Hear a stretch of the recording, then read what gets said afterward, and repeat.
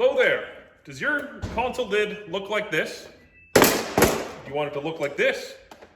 Maybe for some reason it's easier to ship a console lid for you, or you have a leather seat or a cloth seat and you want to swap the lid on it.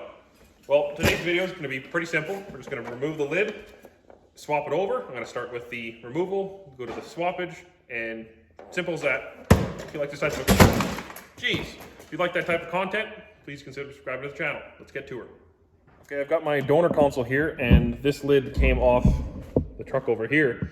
And if you're doing this in truck, then you need to fold the seats forwards or back so you can clear the hinge at the back of this. I'm going to start by just grabbing around here, and just clicks. Same for the other side.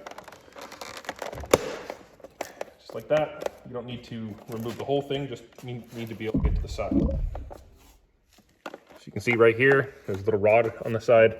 And if you don't have a punch small enough, what I found was nice and easy is a drill bit. So you line the drill bit up like that. And I'm probably not gonna be able to do this in a quick, concise manner, but basically line that up, hit it with a hammer a couple times, and it's gonna slide over to the other side. Come around to the other side after tapping it out a little bit, and you'll see it'll be sticking out. Grab some vice grips or pliers or whatever. Just grab that and pull it out. Now your lid will be separated. And a little spring kind of thing here. Come on, there we are. Just comes out like that. We're over into the truck now, and I took the rod and just went over it with sandpaper quickly and gave it a little skiff of grease. I don't know if it really helped much, but yeah, worthwhile to do. Let's take the lid and got the spring here. Put the spring into the other guy. Push that in. And then it's going to be a little bit of a fight getting it in there. We'll have it like that. Grab the rod. Stab it in, and then we'll get to the part where the spring's in the middle here. Can't really show you, but might just have to push it down just a little bit. And angle it. And then I got it in most of the way here. And I'll just, there we are.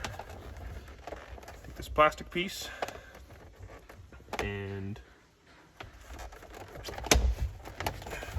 on there.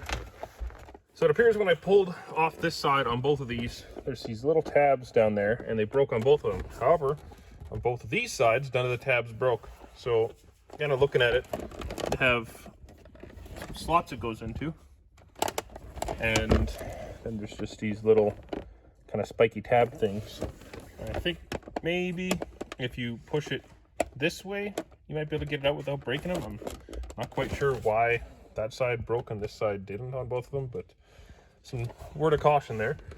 What I'm going to be doing is put a little bit of glue on the inside of this, smush it down with a clamp, or just, I guess, shut it and put a weight on the top. And that should keep that, glue that up, and you never know.